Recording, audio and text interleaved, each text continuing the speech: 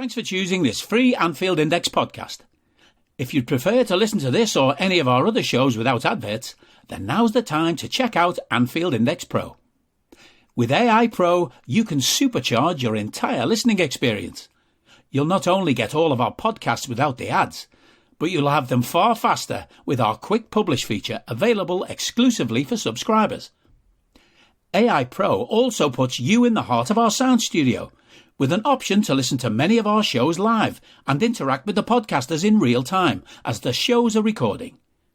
Upgrading couldn't be easier.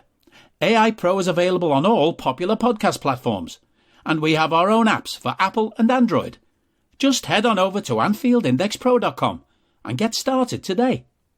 Hello and welcome to the final transfer podcast of this window on Anfield Index Pro, podcasting to you from my field here in beautiful rural Ireland. I am Trev Downey.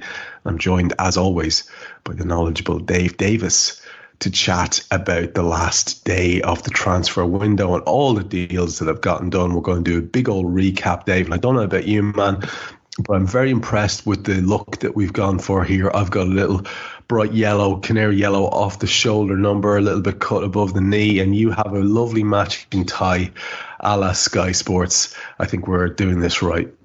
Stay classy, Trev. Stay classy. You know it, man. You know it. Let's get straight into it, brother. And let's do the bad news first. It's like when you've got a meal in front of you and you know your mom's watching and you got to eat those Brussels sprouts.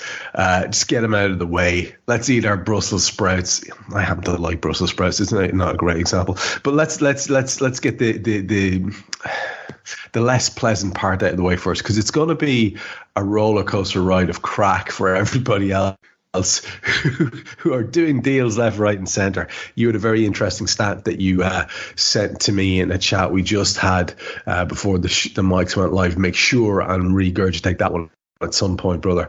But let's talk about Liverpool. And one of my moments for our little end of pod chat that I definitely have in consideration was the little revelation by Jurgen after the Brighton game, where he dismissed, in a semi-annoyed, semi-broken-hearted way, in my opinion, the concept of us doing any business in this window. And for me, I can't believe it, but I still had some little inkling that we might do a last day deal, even if it was some sort of a loan we could all grumble about. But he just killed it stone dead, man, after the Brighton game. It just seems as if there's not going to be any little last minute surprise for us at all. Yeah, I'd love to be able to disagree on that in any way, Trev, but yeah, I think that's probably fair. He killed it dead. I think you're right. You could see even in his face with the smile. If you ask me personally, I think he was almost seething privately, trying his best to describe it. But yeah, the way he smiled and said, all good, it was anything but, let's be honest. So, yeah, here we are. Nothing's happening. No chance. And so, of course, despite the fact that it will irritate and annoy people to no end, the conversation, if we're being honest, Dave, the conversation had changed and pivoted to next summer many weeks ago. And I suppose if we hadn't been so, like it's the Liverpool fans' default setting and possible curse to always retain hope. Well, most of us. There are some very, very negative Nancy's out there, but most of us, it's almost a feature of the Liverpool fan to have hope in a situation that even doesn't really seem to warrant it. And so if we were being completely honest, it was being messaged, it was being put out there by the usual suspects that there wasn't going to be anything after Gakpo. That's just the way it was. And now we have obviously the focus turning to summer. And like I said, that's going to irritate some people, but it's also going to be a source of further hope for others. And the chief hope is, of course, Jude Bellingham. And you've got good old Fabrizio, spoofer extraordinaire. But you've also got Plettenberg there making comments about Bellingham, telling us a little bit, not telling us another little bit. Plettenberg in particular had something to say. Talk to us a little bit about these current Bellingham stories and how much veracity you think there are. there is to them. Yeah, I know it's one that people, when they're listening to this, are going to think, are you pair of clowns serious about summer? And I get that a little bit, but exactly as you said, Trev, it's been coming for a while, hasn't it? The talk of summer, and I know everyone's going to hit us with it's always next summer, etc., all that, but we've got to explore it. So exactly as you said with Plettenberg, did a couple of interviews, but one that really stuck out. And again, it might be almost a translation, a style thing, but mentioned that Liverpool and Bellingham is hot right now, which I'm pretty sure is a Rita Ora song at the same time, but that's a different subject. So he said that. Romano was also on a pod the other night saying that it is Liverpool leading the race. And to be fair, Trev, as well, as we mentioned, it's not like something that's just come from nowhere. The tier ones have been saying all the time, they're getting briefed from the club. There's nothing more after Gakpo. It's all about the summer. And they've all been saying about Bellingham being the top target.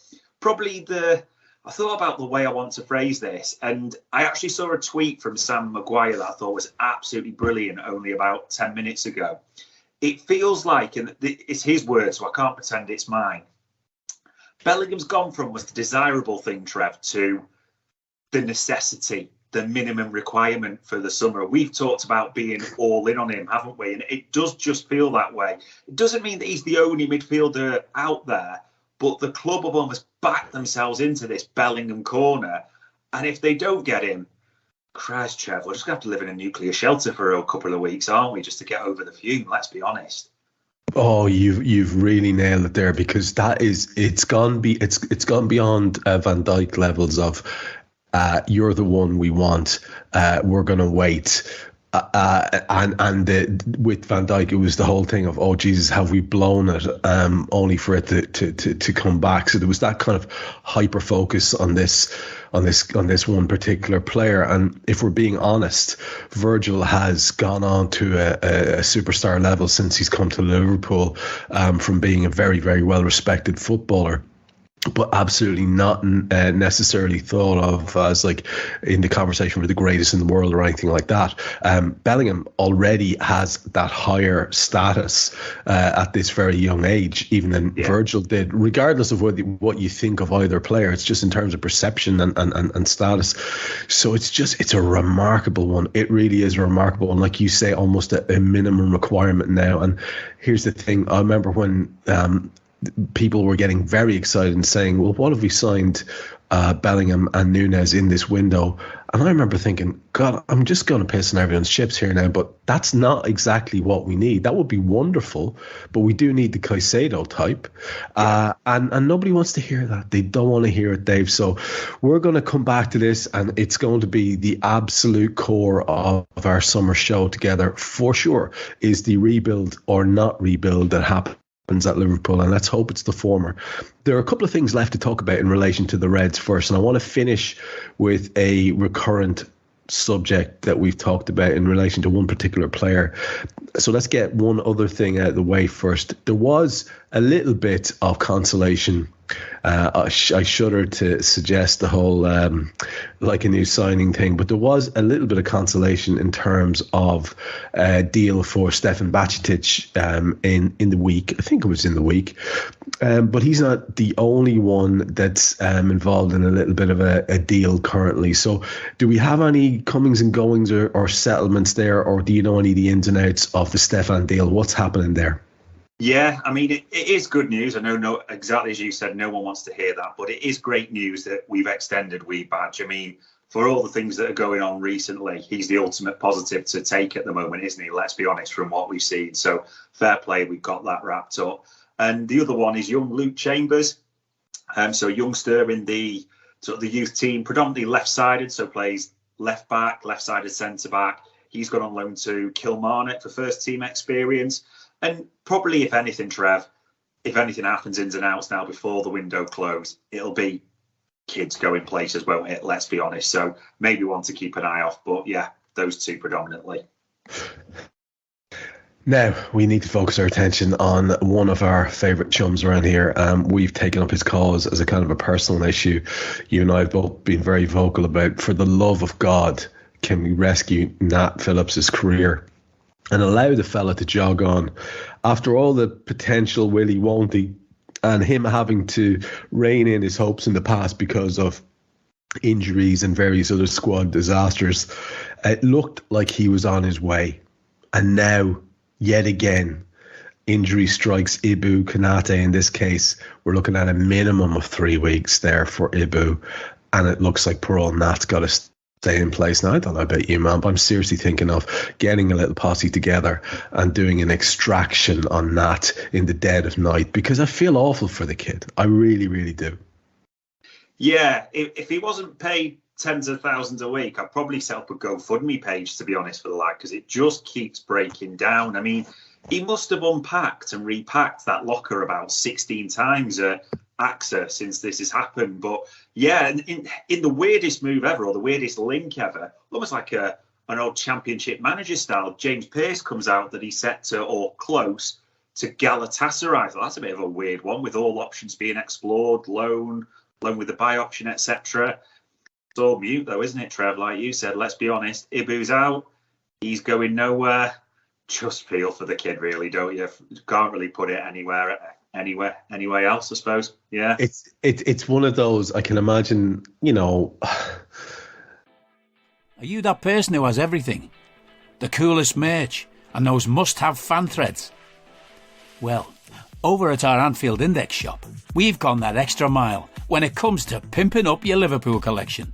From our popular range of bespoke design t-shirts, sweaters, hoodies and hats, to our signature edition mugs, prints and coasters, all provided with fast worldwide shipping. We have something for every red. We also stock official LFC merchandise and are licensed with the Premier League and UEFA to sell official iron-on shirt badges and sleeve patches. As a listener to this podcast, you can get 10% off everything with coupon code AIPRO10. Just head over to AnfieldIndex.shop or find us on Etsy by searching for Anfield Index. There's a kind of a grim acceptance, no doubt, on Nat Phillips's face tonight. As you said, like, it's only so bad you can feel for a guy who's getting paid quite a fortune to train with some of the best players in the world and you know, being in around Liverpool first team. But, you know, there's a grim acceptance there that, you know, it's going to be the summer before he can do anything. And it's one we all share. That is the current state of play for all of us who are Reds fans. And I think that frees us up now to go on a club-by-club spree around the Premier League, proper transfer deadline day final show, and go around and see if we can talk about all the clubs, certainly all the deals that you have picked up on haven't been done. I'm not going to pretend that I do the hard work or the heavy lifting here. This is all Dave. And where else would you start? Only with Everton, who have had ultimate chaos going on. The manager thing has been tremendous crack. Please feel free to mention that. They have lost their local gem that they were also fond of in a way that was quite ignominious and doesn't seem to have sat well with Everton fans, different statements and all the rest of it. You had put us wide to the fact that they were still looking to get some people in, probably because they knew Anthony Gordon was going. But can you do an Everton sum up for us? I know it's a big ask. That is one big sip of cherry Pepsi Max, but here we go. So, yeah, for Everton, Trev, the new manager search, it turns to Bielsa, turns them down once, goes back into talks, and then in the bizarrest thing ever, suggests that he takes over the under-21s and his coaching team take the first team. Utterly bizarre. So that gets turned down. And then all roads lead to Sean Dyche, which of course they would, because we know Everton love hiring former Liverpool fans. So it's just natural. So you think new manager in, that's some consolation. It wasn't even the funniest way that the week started. The Dan Juma thing, that they got him, it looked a coup. And then amazingly, Trev, he just didn't turn up to his medical. Absolutely amazing. Before anyone knows it, the boy's heading down to Spurs. Spurs is scoring. It's just, nothing could be more Everton than like, where is he, lads? He's like, I don't know. He's he's not coming, type of thing. Like he's playing five-a-side and his missus has called it off. Amazing. Then, like you said, the Newcastle Anthony Gordon thing. So apparently the local lad, as they have on the posters outside, Goodison, for those who've seen it, who doesn't turn up for training, pretty much goes on strike. Then all of a sudden, he's off to Newcastle for a deal that could rise to 45 million. So I'll let people make the decisions whether they think that's good value. So just incredible. And it doesn't stop there. They make an offer then for Conor Gallagher for similar money. A lot of people thinking that's going to go through. And the player says, no. So that ended that one quickly. And I've no doubt they are still scrambling around. Even 10 minutes before we started, they were in negotiations of trying to get Sulemana off Rennes and in negotiations against, I should say, Southampton. That fell flat. The player is now going to Southampton. And the one they've been linked with, and I'm probably going to butcher this, Trev, so apologies. I think it's pronounced Onuachu. So he's the top scorer in the Belgian league forward, who's 6'7". So quite a distinct player, but we'll see who pips Everton to him before the deadline as well. And that is the Ev in a nutshell. You think we're bad? Look across Stanley Park. It's just a tragedy of epic proportions on every level. And you're right. It does offer a crumb of comfort. I have to say, I won't deny that I'm having a quiet smile to myself here, and I don't care that I'm indulging in Schadenfreude, because that's exactly what we're reduced to. I'll admit it. We're reduced to that because things are going so shite for us that we're reduced to getting a kick. I wouldn't normally indulge in that type of thing, but my God, any little sort of joy now I'm taking. Now, you mentioned Sulemana, and Sulemana was he'll probably decide, no doubt, that Southampton are a better bet than Everton. We know that they are absolutely looking at him, the Rennes kid. But is there anything else going on with Southampton in terms of trying to get anybody in? Yeah, they're looking for goals, Trev. They got Orsic already. They know they just don't score. They play some decent stuff, but if you can't stick the ball in the net, that's the biggest criminality in football, isn't it? And you'll suffer. So clearly looking at Sulemana. And the other one, it looks like in the last sort of half an hour it's been updated. They were looking at the Braga striker, Vitinha, but it looks like they're going to be Marseille to the punch there. Brighton were looking at Vitinha as well, but looks like Marseille from the latest. It wouldn't surprise me if Southampton pull out some sort of loan move for a forward somewhere, but Sulemana looks like he's going there. And don't be surprised if they try for one more as well. Yeah, that would make sense. And obviously, just for full revelation, folks, we're recording this at 7:00 on deadline day. So there are a few hours left for things to get done, no doubt. And this is just holding our hands up in advance, like we did about the Liverpool thing. I mean, what can we do except tell you what's happening and speculate a little bit? Similarly, there will be probably one or two that slip through the net on us here. If that's the case, that's the case. But we're going to try and be as comprehensive as possible. And speaking of which, we'll move to our next club. And this is Wolves. There was a move which I believe you flagged up recently. Was it last week before? For Wolves, a bit of a coup where they have gotten one over on Lyon. Yeah, young João Gomez, a player that had expressed an interest in us, funnily enough, a while back. And Lyon presented the better financial deal with their new owner, but the kid was adamant that he wanted to come to the Premier League, play for Wolves, so that one's all done for them.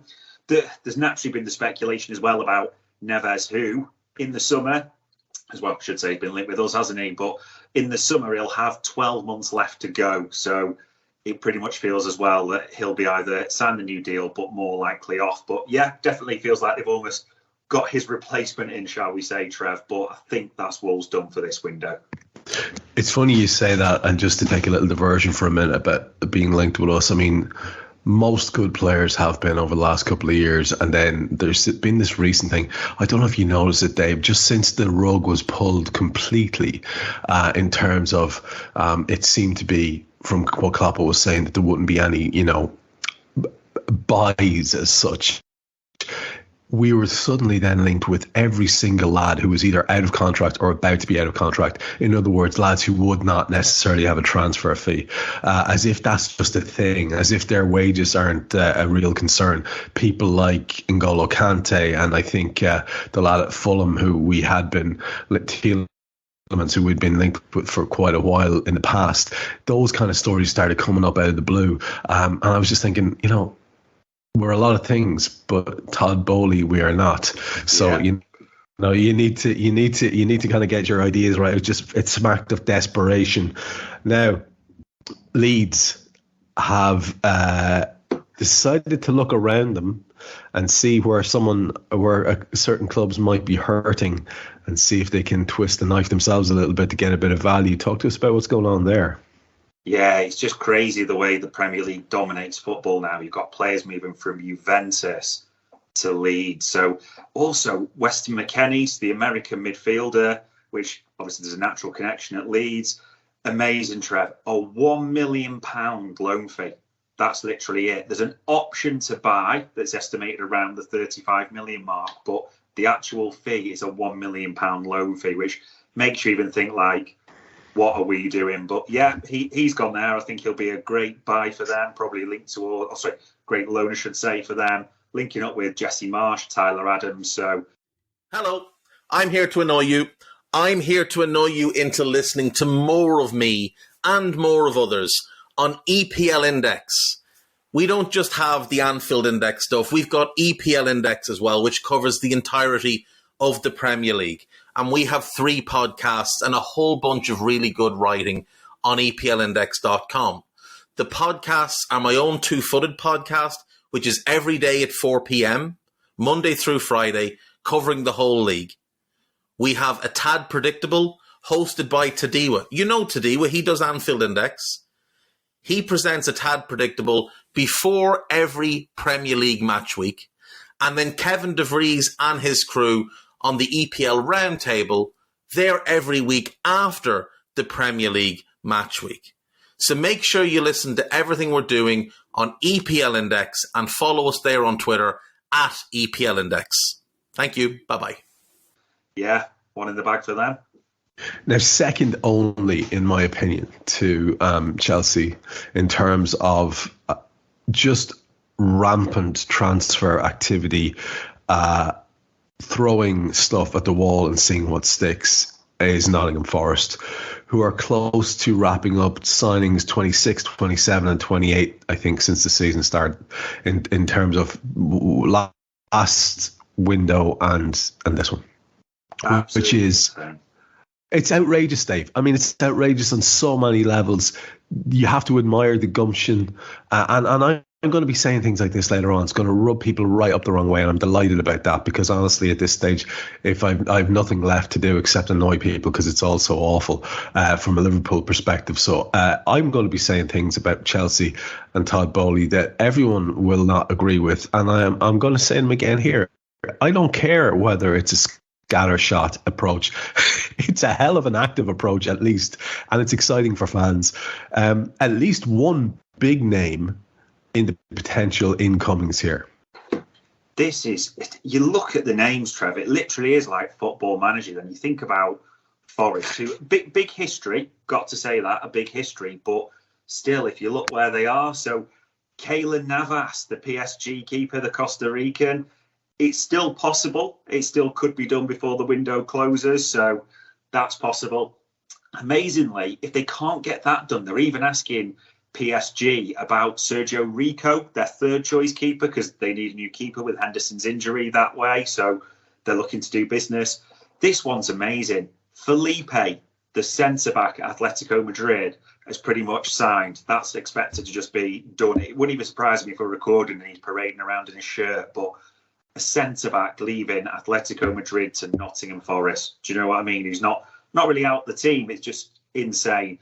And then another one that got done, they've hijacked John Joe Shelby's move to Turkey. So they've got him from Newcastle. So Trev, it wouldn't even surprise me if they hit or tried for number 30, before the window closes. You can't deny they're giving us entertainment. You can't deny they're giving us, real just fun at times as well. But they're having a right go. They are having a right go, which, again, just for the pure entertainment value for this show, I'm delighted about. And in general, just something to talk about. I mean, do please note club close to our hearts. Leicester, however, apparently are in a terrible, terrible way financially. And yet, Dave. And yet, yeah, it's a terrible way financially. We know they've borrowed money secured on future income, and they're still buying players. So to go with the centre-back from last week, they've got Tete from Lyon, so that's a winger. And then it pretty much looks, I wouldn't be again surprised if it's done by the time that it comes out, 15 million from Harry Souttar, the Australian centre-back from Stoke. And they're even still trying to get Jack Harrison from Leeds. I don't know if that's a perm or a loan, but they're still trying. So it's just crazy now. The likeliness is everyone's looking at Tielemans because ever since the summer, Trev, everyone's known or expected something to happen, but it's still not. So now all eyes are on him. Be fascinating to see if he stays. Soyuncu, we said before, we sort of called it at the start of this window, Atletico Madrid wanted him on a free. So if those two stay, they're just running down the contracts. And the one important thing, maybe for Leicester fans, that is the person who is going to stay, James Maddison.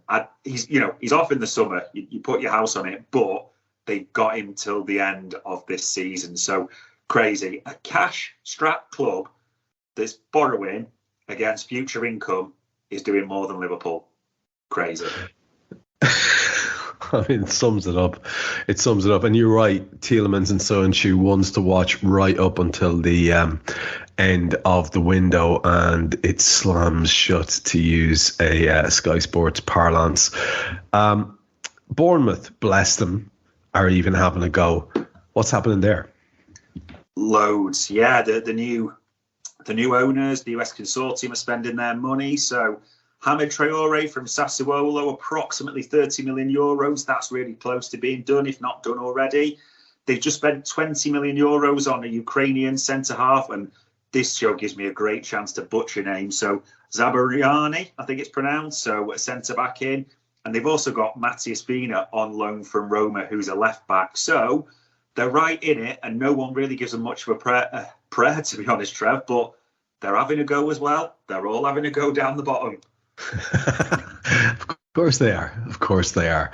Now, a club whose fortunes are very much under scrutiny at the moment are Manchester City. And, you know, it looked like they were going to have not quite a Liverpool-esque season, but one of those ones where they sort of underperform. There was all sorts of questions about whether Guardiola needed Klopp and the pressure of Klopp breathing down his neck to really rise to the occasion with his teams. And it looks like two of his old guard is a bit strong, because Guardiola, to be fair, does change his team up on the regular. But two guys who are absolute first team nail-on types, Cancelo and Bernardo Silva, could be on the way out. Cancelo for sure has been linked with something very specific, and Bernardo Silva, we know, I think, is up for grabs. What do we know about both of those things? Is the Cancelo one done, for example? Yeah, that one is now done. I mean, it was just such a weird one, Trev. It came from nowhere, didn't it? It just broke today. But, you know, as soon as it broke, but say a couple of minutes later, maybe, there were suggestions about a training ground bust-up to, yeah, that is what it is. That he's not been in the first team. He's challenged Pep. And we know what happens when players challenge Pep. It goes one way with that ruthless streak. So he is gone on loan to Bayern. Suggestions are that there's an option to buy for something like 60 to 70 million. So everyone's praising that. But there's quite a few journalists coming out and saying it's not a fixed fee. So it will be negotiated. It's more just to get him out the door at this stage. Like you said as well, with Bernardo Silva, that the suggestions are they even looked or talked about it this January, but full expectation is now that he does go in the summer as well, Trev. We know Guardiola doesn't hesitate. He will shake it up, as shown with Sterling, Zinchenko, especially the way his team's performing. And then the big one that's coming out tonight, again, it's for summer, but City are prime favourites for Rafa Leao, the AC Milan winger. So seeing him as a sort of Bernardo or the next one in on the rank, so to speak. So, yeah, City come from nowhere, and, they're going to be big this summer again as well. I found myself asking a question just only for me, and now I'm going to ruin it by saying it live on a podcast. But I was thinking, what would happen if you could get Bernardo Silva in on loan at Liverpool if we are reduced to that type of thing? And then I was thinking, well, personally, I can't abide the fella. He's like one of my least favourite people. I can see he's a wonderful footballer, and for most people that would win out. But I just don't think I don't think he'd pass the famous dickhead test at Anfield. So it was a short little flirtation that I had in my head with the whole concept. But it will be interesting to see if he takes if anyone takes a shine to him in what's left of this window. If you're okay with it, Dave, I'm going to leave Arsenal till second last, because there has been a really late move there that I see you've popped in the notes, and it probably deserves a little bit of chat in regards to a certain midfielder that they've got from a comparative rival. So we might well leave them till second last. If we move on, then it's United next, who, like us, look to be reduced to loan moves at this point. What are we hearing coming out of Old Trafford? Yeah, it's to say that they've been skinned, they're reduced to loan moves, but being honest, Trev, if they pull this off, what a loan move. It's something we should have been all over. Marcel Sabitzer, the Austrian even, international midfielder from Bayern Munich. We were linked with him a long time ago. Klopp's a known admirer when he was at Red Bull. Eriksen's out till March, but being honest, Trev, it's a great move, and all you can do when you look at this is go, how the hell have we not been in for that? You know, we were linked with Gravenberch, weren't we, last week? It just seems like an exact move we should be making, which kind of just makes it all the more tragic where he's going, or looks like he's going, doesn't it, in all honesty?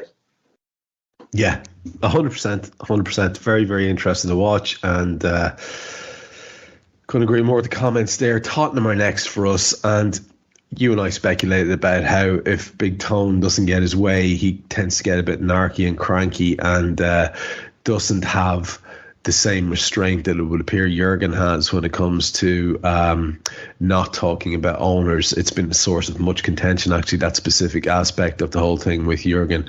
People have their own conspiracy theories. Someone coming at me there today or yesterday I can't remember, talking about I said something about how I felt sorry for Jurgen and being a bit handicapped by this whole situation. Well, it's his fault too, you know.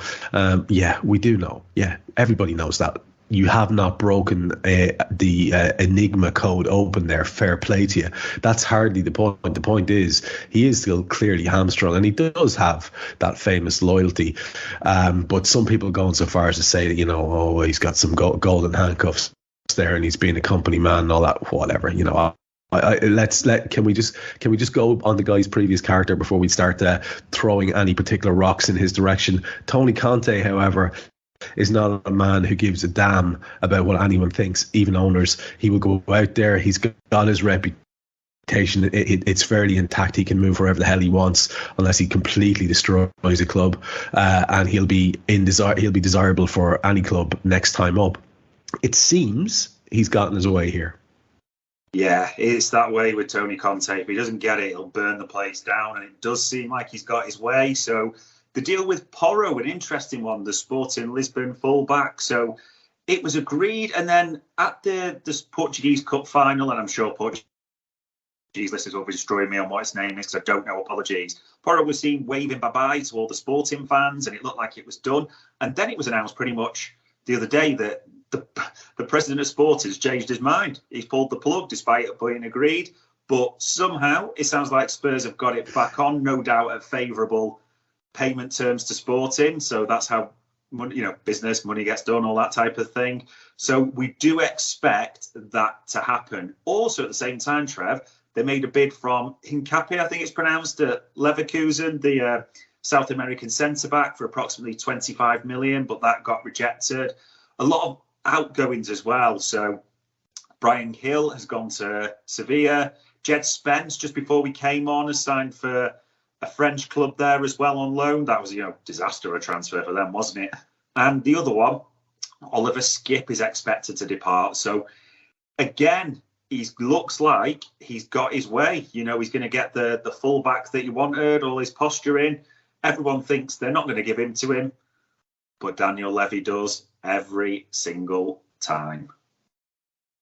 Now, if Big Tone is getting his way and splashing the cash, getting the lads that he wants to get in, an awful lot of people when a certain event happened with regards to ownership, we're expecting Newcastle to just literally throw money at the wall the way that Manchester City did in their early days. And, you know, they had the whole Sven Eriksson era and Mark Hughes and these various lads who oversaw a lot of spending and a lot of flash big signings as they tried to reinvent themselves. And it took, I think, Mancini coming in before they got that first title and maybe a better calibre of signing again. Newcastle were expected to do the same, Dave, and they haven't really done it. In fact, it would appear that they have an almost boring, sensible approach to the transfer market. That said, I wonder how you would class the Gordon deal in relation to that. There's at least one other incoming, and we were learning a little bit, at least you have been learning a little bit, about a big name that might be on his way in the summer. Yeah, it's an interesting one. Anthony Gordon for 45 million. There's been quite a few people commenting on this. For all their failings, this is a great bit of business for Everton, honestly. He's quick. There's no doubts about that. You know, if Tom Daley ever wants to change career, we've got a ready-made replacement. But other than that, Trev, I just don't see it with the kid at all.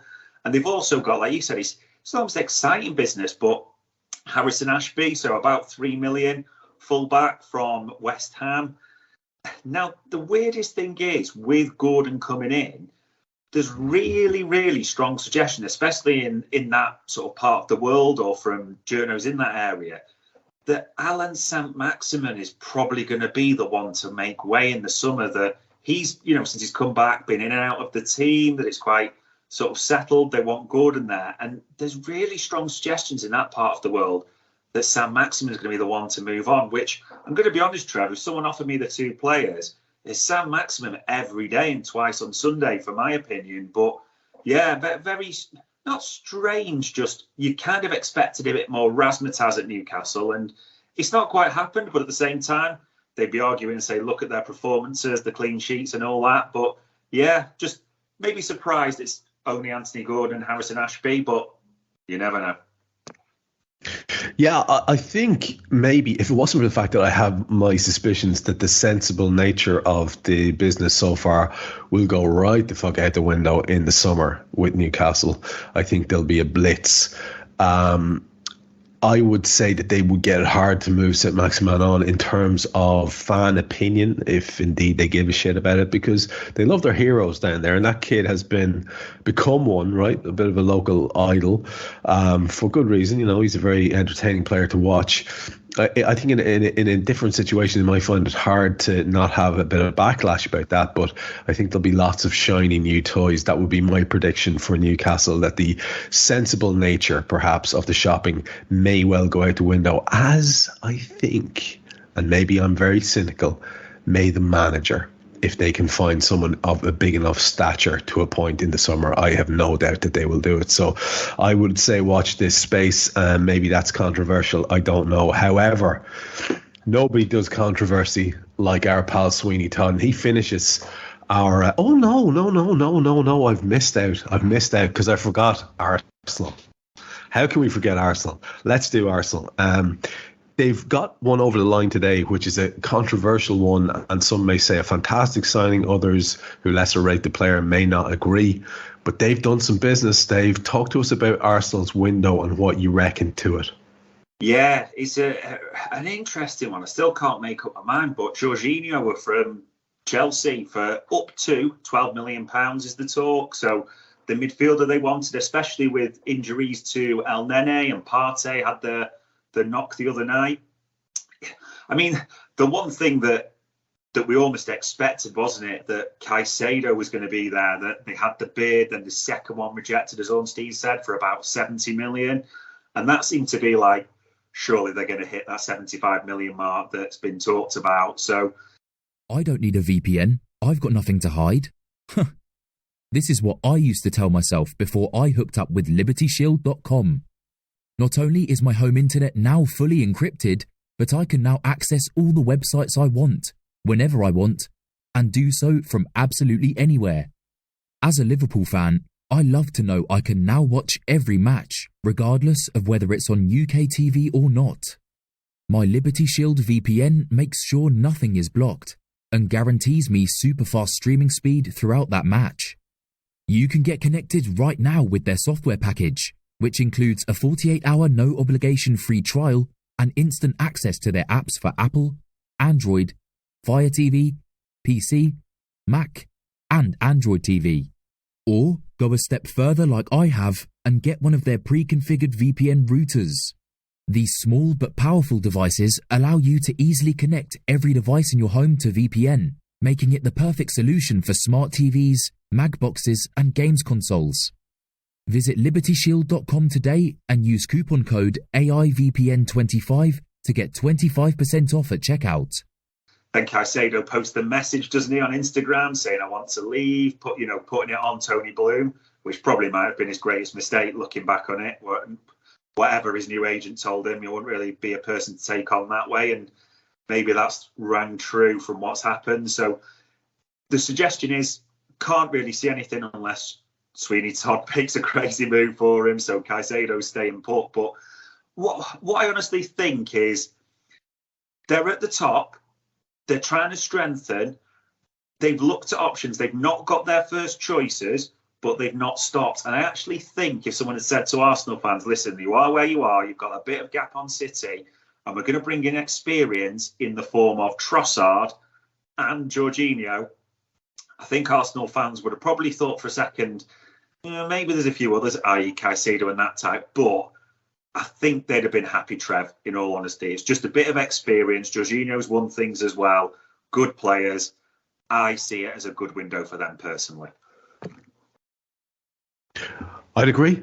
I mean, they seem to be doing the thing of trying to strengthen while they're already strong and in the ascendancy. And the comparisons to Liverpool, the way that we used to play, and the buzz about them are endless and heartbreaking on so many levels. I can't even begin to tell you.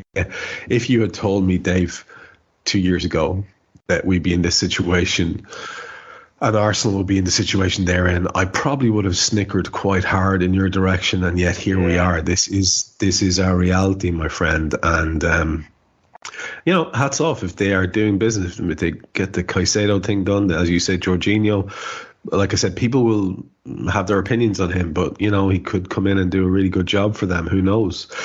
Now, there's only one way to finish the last transfer podcast of the window, and that is with our friends at Chelsea and the transfer artiste extraordinaire, Sweeney Todd. He has, and the club have, had a window which is unmatched. If the last two together, it's remarkable stuff. Their spend, I think it has upset some people so much, Dave. I'm just going to throw a few things out there. You can respond to them whatever way you like. It's upset people so much because it's a crass and vulgar amount, and it really does, of course, I suppose, highlight the fact that it's a different game if you've got that funding and that finance behind you, and it can be seen as sort of financial doping, I guess, in a way. However, I've also seen an awful lot of people who are more or less looking at the players and saying, well, this is just scattershot. They're just going for all these great players. They're giving them these ludicrously long contracts. They're not thinking about it. They haven't a clue what they're doing. I'm always a little bit wary of being too sanctimonious when it comes to stuff like that, because they probably know a good bit more than you do, whoever you are who's making that comment, given that they are being paid quite handsomely for that job. And regardless of whether they don't or they do know more than you, I don't know, Dave. I just would prefer to be in a world where my club was firing around money and be in a place where I could say, Jesus, that guy may not be a success for us, rather than there are no guys. You know what I mean? And I can't buy into this sniffy, haughty, well, I mean, to me, that just doesn't make any sense. There's no logic to this from a football perspective. Dude, don't know. I don't know if I give a shit. I think I'd want my club out there firing money at all the best players, and let's see where the chips land. I understand that's very simplistic, and obviously you would like a bit of nuance, and obviously we've had that in the past, but it's absolutely not something I'm going to look down my nose at them for. You can take the moral perspective all you like, but I'm not going to look down my nose. Let's just assume that money is a reality. From there, if you're willing to spend it, I say hats off. And this guy has given us a window and a half to chat about. Now, I've put a lot out there. You talk us through your take on Chelsea's window. My take on Chelsea's window is, I'd use some of the words you use. People would see it as crass. And I almost see it as that they've been very aggressive. But the one thing that football fans are, and we know this, Trev, is they can be sanctimonious and they can be hypocritical any day they want to be. We know that about football fans. Let's be honest, we'd all love Liverpool to be spending, maybe not exactly like this, but looking at players and thinking, we want these players, and going after them aggressively. Maybe, like you say, not quite as scattergun as that, but, you know, they know that they want players they want, they are going for them. Whether you agree with that or not, there's something admirable in it for me. You know, probably won't be a popular opinion, but that's my honest thought. Same time, Trev, we anyone who sort of buys players in this style or manner, we go after, don't we? Whether it be like oil state clubs, Gulf, you know, whatever you want to call it. People who spend money, we go after them. Do you know what? If they've got the money, it's there to spend. I won't mention about financial fair play because that's probably a different topic, but they're giving us entertainment. You know, they're trying to build, whether they think it's the right way. You know, if they think it is, fair play, and people would disagree. But if they've got the money and they're spending it, fair play to them. I mean, yeah, absolutely fair play to him. I mean, is there anything that we have in terms of details that's new, that's last minute? Have they pulled a stroke even right at the death that we haven't noticed? Do you think there's potential business there for them to do even before the window closes? Oh, yeah. Literally, the Enzo Fernandez thing, that craziness of when it all collapsed, and then because they wouldn't pay the release clause, and now they're back in, and now they're negotiating paying the release clause. And even just where we started, there was talk that he's having a medical almost as precaution in case the move goes ahead in Portugal for it. So that could still break down. It wouldn't surprise me if, you know, it gets done. They've even talked that they'll go back in for Caicedo again at the death. So I can't see that one happening. I think Tony Bloom's going to stand firm on that. We know about Jorginho. Hakim Ziyech, set for a PSG loan. They're just trying to finalise the sort of terms on that. Conor Gallagher, that's still a possible late move. We know he's turned down Everton, but it wouldn't surprise me if a Palace or someone like that tries to come in at the last minute. We've been told Mason Mount, you know, is going nowhere in that regard. They even inquired about Sabitzer along with United. You know, that was quite a few sort of journos that broke that one as well. And an interesting one that was also mentioned by a few reliable sort of Chelsea connected journos was that as they're trying to change this squad, Trev, to make it younger, you know, different profile, that the likes of Aspilicueta and Pulisic, could pronounce his name now, have been told that in the summer they'll likely be off, that they almost breaking up those established stars, if you want to call it that. So they're going to make moves right to the deadline, and they're going to make moves in summer, and they've been entertaining. Simple as that. Yeah, bless their cotton socks for keeping us in stories week after week. It's borderline madness, but I will take it over apathy and tumbleweed every day of the week. Now, we have a couple of categories, Dave, for conversation, a couple of awards, in fact, that you wanted to put to both of us and see if we have any agreement on them. The categories are hero of the window, worst part of this transfer window, and favourite moment of the transfer window. So let's start with category one. Let's get your hero of this transfer window. I tried to think of any reason not to give it to this person, but for those who love football transfers, how can you not give this to Sweeney Todd? He has swept all before him. He has kept us talking week after week. He doesn't stop. I mean, I think I said that today they're spending set to go above 600 million, for the last two windows, which is something like Jurgen Klopp spent in the last 5.5, 6 years type of thing. I really tried, Trev. I've really, really tried. But I just can't see anyone bar Sweeney Todd being the hero of this window. No, and I've already said too much. I've already pretty much agreed with you on this. This is completely uncontroversial, and one of which I have to agree. Just even from our own selfish perspective, the guy is giving us so much to talk about on a week-to-week basis. You can pull apart the sense, logic, wisdom of the approach. You can talk about the morality of it. You can get up on your high horse and talk about financial doping. And you'd be well within your right to pursue all of those avenues. And occasionally I probably will myself. But purely from an entertainment point of view, there literally is no other choice. How could there be any other choice? So I think that's unanimous. I think we both agree on that one. So we don't even have to pick a winner from between us. Because for me, it's undoubtedly Todd Boehly. Now, from the hero of the window to the worst part of the transfer window for you, what was the low point?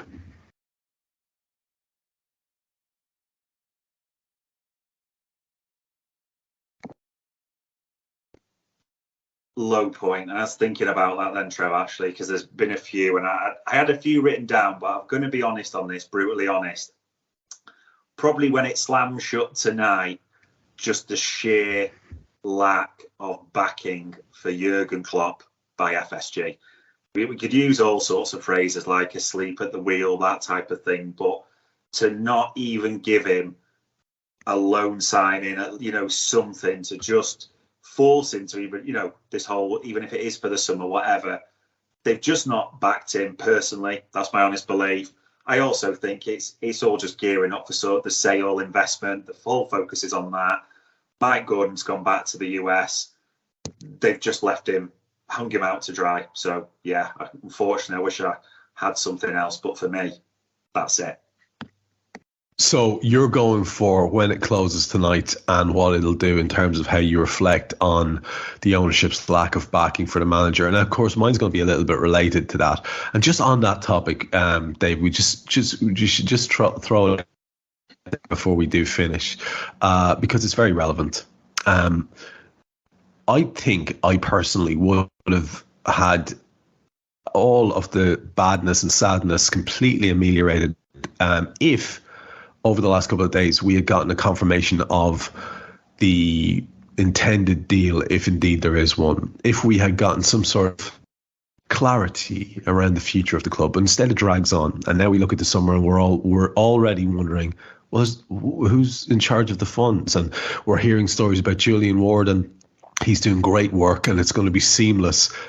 But this is a kid with his eye on the door. He's on his way out. So it's all very, very frustrating. And I just wanted to ask you that question. Like, would that have covered a multitude of sins for you? Would you have been able to sort of, accept what currently seems to be almost a willingness to write off the season? I think a lot of people have changed over the last couple of days in their outlook on the ownership when there's not even a loan signing coming in. I think a lot of people have definitely sort of switched in terms of their allegiances a little bit. Would it have been a consolation to you, even if that was the one thing that had gotten sorted over the course of this window? Yeah, it probably would have been. Thinking what could have almost retrieved it if we're not going to make signings, you'd have to think something like a Bellingham pre-arrangement, whatever you call it, pre-agreement, something announced with that. Or even that we were pretty much, we're in now advanced negotiations with this potential investor to, invest, take over, something like that. Someone, again, I'm stealing a phrase I saw on Twitter, there's just a deafening silence coming back from FSG, isn't there really, Trev? It's just, there's nothing coming back. And all that happens is there's just uncertainty throughout the club from top to bottom. You can clearly see that, like Julian Ward, all this nonsense, he's doing good work.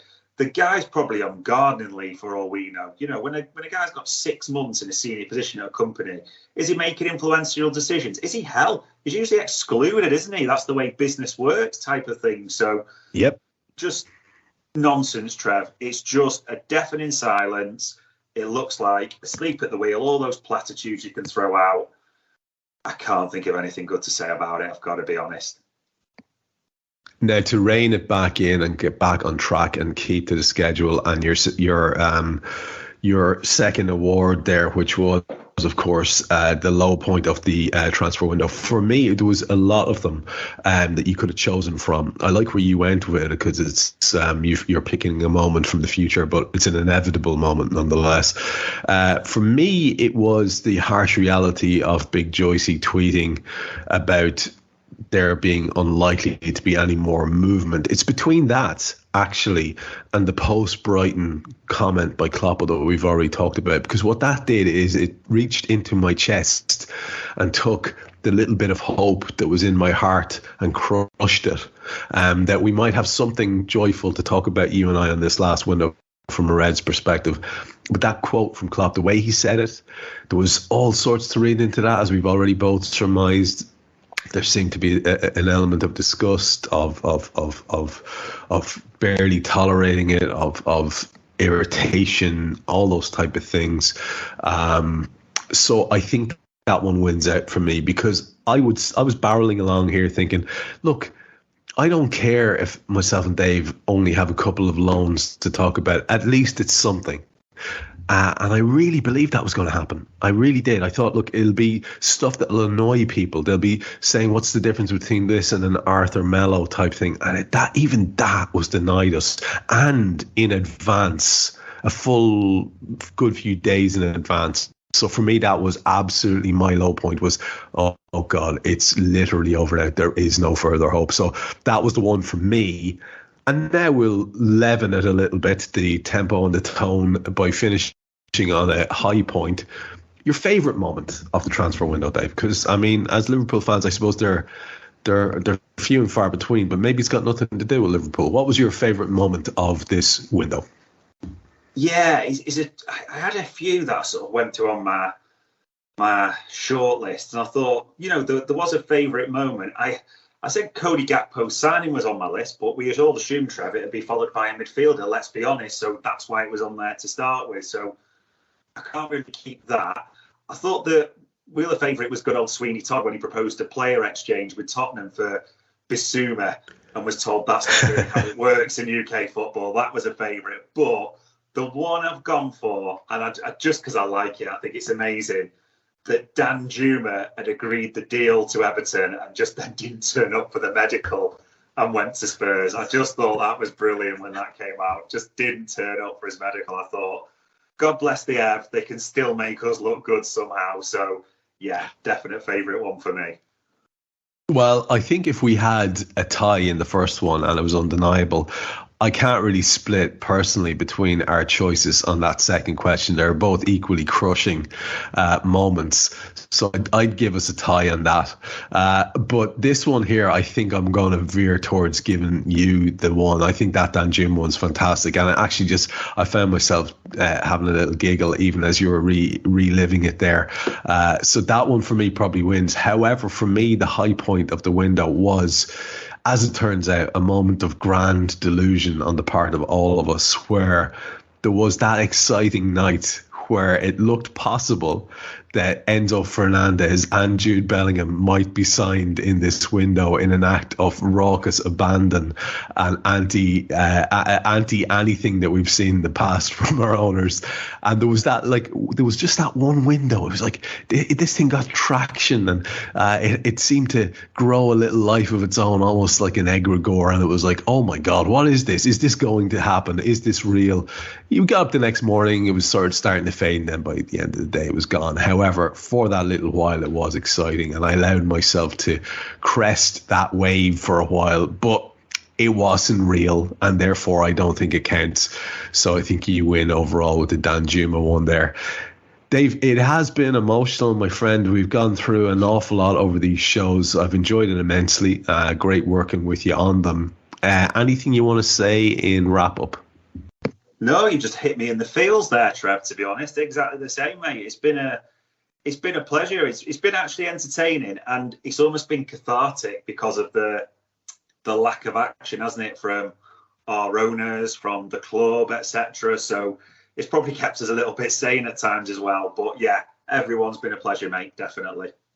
100%. And I hope you, the listeners, have managed to knock a bit of crack out of it as well. We've tried to present everybody else doing bits in the most entertaining way possible so that you can vicariously enjoy a transfer window through other clubs if we can't actually manage to do it ourselves. However, I guess we did get Cody in. Hopefully at some point he will turn into the player we're supposed to be seeing. Maybe if we played him on the wing, Jurgen, but that's just a little suggestion from me. Who cares what I think? I want to finish up by saying, like I said, it's been a pleasure doing these shows for you. We'll be back with this show in the summer when hopefully we're going to be talking a lot more positively about a lot more action from a Liverpool perspective.